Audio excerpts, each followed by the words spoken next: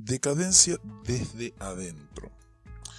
No obstante, después de alcanzar impresionantes victorias parciales frente al estatismo, los liberales clásicos comenzaron a abandonar su radicalismo, su obstinada insistencia en luchar contra el estatismo conservador hacia la victoria final. En lugar de utilizar las victorias parciales como peldaños para ejercer desde ellos una presión cada vez mayor, empezaron a perder su fervor por el cambio y la pureza de principios. Se conformaron con tratar de salvaguardar las victorias obtenidas y así dejaron de ser un movimiento radical para convertirse en un movimiento conservador, en el sentido de estar conformes con la preservación del status quo. En resumen, los liberales dejaron el campo abierto para que el socialismo se convirtiera en el partido de la esperanza y del radicalismo, e incluso para que los posteriores corporativistas aparecieran como liberales y progresistas, enfrentados a la extrema derecha y a los conservadores liberales clásicos libertarios. Dado que estos últimos se dejaron encasillar en una posición en la que solo aspiraban a la inmutabilidad, a la ausencia de cambio, semejante estrategia es estúpida e insostenible en un mundo cambiante. Pero la degeneración del liberalismo no consistió simplemente en una toma de posición y en una estrategia, sino que también cambiaron sus principios, porque los liberales se conformaron con dejar en manos del Estado el poder bélico, el poder educativo, el poder sobre el dinero y los bancos, así como sobre las rutas. Aceptaron cederle al Estado el dominio sobre todas las palancas de poder en la sociedad. En contraste con la hostilidad de los liberales del siglo XVIII hacia el ejecutivo y la burocracia, los liberales del siglo XIX toleraron e incluso aceptaron de buen grado la acumulación de poder por parte del ejecutivo y de una cantidad de empleados del Estado afianzados en la oligarquía y en la burocracia. Además, los principios y la estrategia se fusionaron a fines del siglo XVIII y principios del XIX en la decadencia de la devoción liberal hacia el abolicionismo, hacia el concepto de que, más allá de que la institución fuera la esclavitud o cualquier otro aspecto del estatismo, era preciso abolirla cuanto antes, debido a que la inmediata abolición del estatismo, aunque improbable en la práctica, constituía la única postura moral posible. Preferir una eliminación gradual antes que la inmediata abolición de una institución perversa y coercitiva equivale a ratificar y confirmar ese mal, y por ende a violar los principios libertarios. Tal como lo explicó el libertario y gran abolicionista de la esclavitud William Lloyd Garrison, impulsar la inmediata abolición tan seriamente como podamos no será, al fin y al cabo, por desgracia, más que una abolición gradual. Nunca dijimos que la esclavitud habría de ser eliminada de un solo golpe, pero siempre sostendremos que debe ser abolida. Hubo dos cambios críticamente importantes en la filosofía y la ideología del liberalismo clásico que al mismo tiempo ejemplificaron y contribuyeron a su decadencia como fuerza vital, progresista y radical en el mundo occidental. El primero y más importante, que tuvo lugar entre comienzos y mediados del siglo XIX, fue el abandono de la filosofía de los derechos naturales y su reemplazo por el utilitarismo tecnocrático. En lugar de fundamentar la libertad en el imperativo moral del derecho a cada individuo, a su persona y a su propiedad, es decir, en lugar de considerarla sobre la base del derecho y la justicia, el utilitarismo prefirió verla, en líneas generales, como la mejor manera de alcanzar un bienestar y un bien común vagamente definidos. Este cambio de los derechos naturales al utilitarismo tuvo dos grandes consecuencias. Primero, la pureza del objetivo, la consistencia del principio, fue inevitablemente destruida, porque mientras los libertarios partidarios de los derechos naturales, que buscaban la moral y la justicia, se aferraban militantemente a un principio puro, los utilitarios solo valoraban la libertad como conveniente para lograr un propósito determinado. Y como la conveniencia puede cambiar, y de hecho cambia según las circunstancias, Será fácil para el utilitarista, que calcula fríamente el costo y el beneficio, caer en el estatismo una y otra vez según los propósitos que persiga, y así dejar de lado los principios.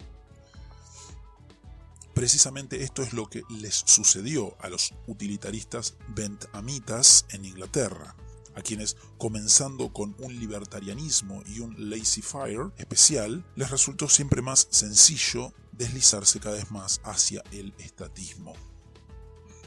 Un ejemplo fue la búsqueda de una cantidad de empleados del Estado y un poder ejecutivo eficientes y por lo tanto fuertes, una eficiencia que se hizo prioritaria y de hecho reemplazó a cualquier concepto de justicia o derecho.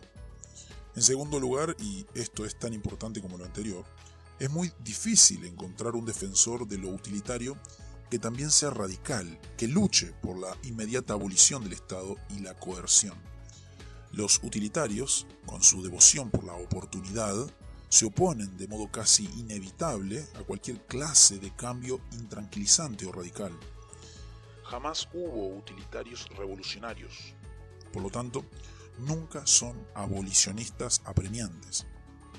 El abolicionista es así porque desea eliminar el mal y la injusticia tan rápidamente como sea posible. Al elegir este objetivo, no queda espacio para el cálculo frío y la consideración de las conveniencias, para el análisis del costo-beneficio. Consecuentemente, los liberales clásicos utilitarios abandonaron el radicalismo y se convirtieron en meros reformistas graduales, pero al convertirse en reformadores también se ubicaron, de modo inevitable, en la posición de consejeros y expertos en eficiencia para el Estado. En otras palabras, los liberales clásicos terminaron abandonando de modo inevitable los principios libertarios, así como la estrategia libertaria basada en principios. Los utilitarios se convirtieron en apologistas del orden existente, del status quo, y por lo tanto quedaron demasiado expuestos a la acusación de los socialistas y los corporativistas progresistas, en el sentido de que eran meros oponentes a todo y cualquier cambio, conservadores y de miras estrechas. De este modo, después de haber comenzado como radicales y revolucionarios, como el polo opuesto de los conservadores, los liberales clásicos se convirtieron en la viva imagen de aquello que habían combatido. Esta agobiante claudicación utilitarista del libertarianismo aún está presente. Así, en los primeros días del pensamiento económico, el utilitarismo capturó a la economía del libre mercado con la influencia de Bentham y Ricardo, y esta influencia es hoy tan fuerte como nunca. En la actualidad, la economía de libre mercado está colmada de apelaciones al gradualismo, de desdén hacia la ética, la justicia y los principios consistentes, y de cierta predisposición a abandonar los principios del libre mercado ante la caída de la relación costo-beneficio. Así pues, los intelectuales por lo general consideran que la actual economía del libre mercado es visualizada como meramente la disculpa de un status quo ligeramente modificado. Y estas acusaciones son, con demasiada frecuencia, ciertas. Durante los últimos años del siglo XIX, se produjo un segundo y reconfortante cambio en la ideología de los liberales clásicos cuando, al menos por unas décadas, adoptaron las doctrinas del evolucionismo social, llamado a menudo darwinismo social. Por lo general, los historiadores estatistas han pintado a los liberales darwinistas sociales, partidarios del laissez-faire, tales como Herbert Spencer y William Graham Sumner, como crueles campeones del exterminio o al menos de la desaparición de los socialmente no aptos. Gran parte de esto era simplemente el intento por disfrazar la sólida doctrina económica y sociológica del libre mercado detrás de la fachada del evolucionismo, entonces muy de moda. Pero el aspecto verdaderamente importante y deformante de su darwinismo social consistía en trasladar a la esfera social, de manera ilegítima, el concepto de que las especies, o más tarde los genes, cambian muy lentamente después de miles de años. El darwinismo social liberal abandonó entonces la idea misma de revolución o cambio radical y optó por quedarse a la espera de los pequeños e inevitables cambios a lo largo de un periodo medido en eones. En resumen, los darwinistas sociales, ignorando el hecho de que el liberalismo había tenido que romper con las élites gobernantes en el poder mediante una serie de cambios radicales y revoluciones, se transformaron en conservadores que predicaban contra cualquier medida radical y solo estaban a favor de cambios diminutamente graduales. De hecho, Spencer, un gran libertario, ilustra de modo fascinante justamente ese cambio en el liberalismo clásico y su caso también como paralelo en los Estados Unidos a William Graham Sumner,